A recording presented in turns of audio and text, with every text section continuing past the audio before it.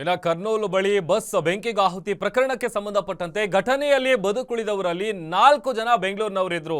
ಈಗಾಗಲೇ ಬೆಂಗಳೂರನ್ನ 4 ಮಂದಿ ಪ್ರಯಾಣಿಕರು ತಲುಪಿದ್ದಾರೆ. ಬೆಂಗಳೂರಿಗೆ ಬಂದಿದ್ದಾರೆ.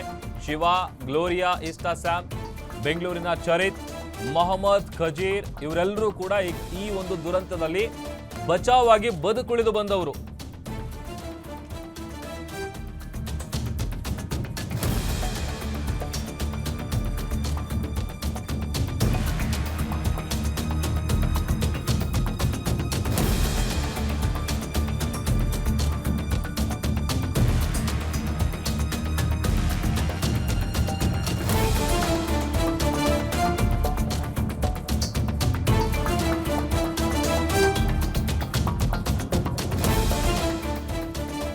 ಆಂಧ್ರದ ಕರ್ನೂರಿನಲ್ಲಿ ನಡೆದಂತಹ ಮಹಾ ಬಸ್ ಬೆಂಕಿ ದುರಂತದಲ್ಲಿ ಬದುಕುಳಿದಂತಹ 4 ಮಂದಿ ಅವರು ಬೆಂಗಳೂರಿನವರು. ಈಗ ಆಲ್ರೆಡಿ ಅವರು ಸೇಫ್ ಆಗಿ ಬೆಂಗಳೂರಿಗೆ ಬಂದಿದ್ದಾರೆ.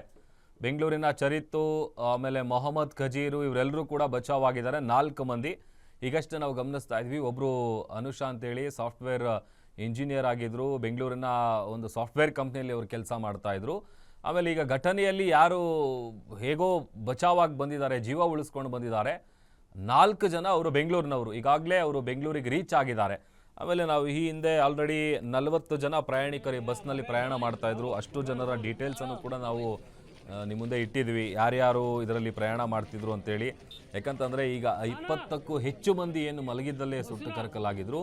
ಆ ಪೈಕಿ ತಪ್ಪಿಸ್ಕೊಂಡು ಬಚಾವಾಗಿ ಜೀವ ಉಳಿಸ್ಕೊಂಡು ಬಂದಂಥ 4 ಜನ ಏನಿದ್ದಾರೆ ಅವರು ಬೆಂಗಳೂರಿನವರು. ಈಗ ಆಲ್ರೆಡಿ ಶಿವ, ಸ್ಯಾಮ್, ಆಮೇಲೆ ಚರಿತ್ತು, ಮೊಹಮ್ಮದ್ ಖಜೀರ್ ಇವರೆಲ್ಲರೂ ಕೂಡ ಬಚಾವಾಗಿ ಬೆಂಗಳೂರಿಗೆ ರೀಚ್ ಆಗಿದ್ದಾರೆ ಸೇಫ್ ಆಗಿ ಅನ್ನುವಂತಹ ಮಾಹಿತಿ ಸಿಗ್ತಾ ಇದೆ. ಆಮೇಲೆ ಹೇಳಿ ಕೇಳಿ ಈ ಥರದ ಬಸ್ಗಳಲ್ಲಿ ಮಲಗಿದ್ದಂಥ ಸಂದರ್ಭದಲ್ಲಿ ಏಕಾಏಕಿ ಹೊರಗಡೆ ಬರೋದು ಕೂಡ ಭಾಳ ಕಷ್ಟ. ಹಾಗಾಗಿ ಆ ಹೊಗೆಗೆ ಒಂದಷ್ಟು ಜನ ಉಸಿರುಗಟ್ಟಿಸಿದ್ರೆ, ಇನ್ನೊಂದಷ್ಟು ಜನ ಸುಟ್ಟ ಗಾಯಗಳಿಂದಾಗಿ ಜೀವ ಕಳ್ಕೊಂಡಿದ್ದಾರೆ. ಮಲಗಿದ್ದಲ್ಲೇ ಸಜೀವ ದಹನ ಆಗಿದ್ದಾರೆ.